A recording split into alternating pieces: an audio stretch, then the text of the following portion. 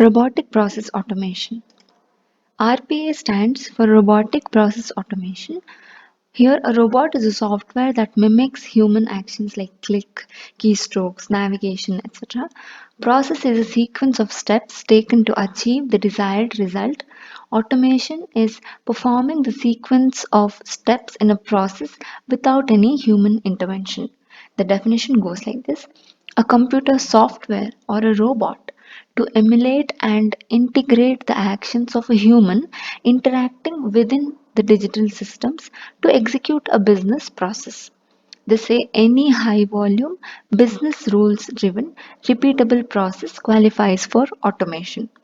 The three key predecessors of RPA are screen scraping, workflow automation, and artificial intelligence. Now let's see the benefits of RPA. You can see in this depiction that in a race, a robot can definitely outperform humans. If the RPA is well written and well structured, it is less prone to errors and it has better accuracy. It is really fast and hence saves time, energy, and money. It is scalable and efficient, hence increases speed and productivity. And everything here is rule based and logical. Everything has a reason behind it.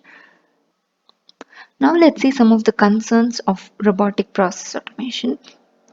We need skilled staff, someone with both technical and functional knowledge. Technical because they need to build an efficient automation, functional because they need to know how the business processes work.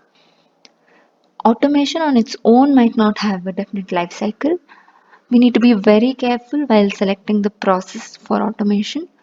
Validations and decisions are made by the humans themselves.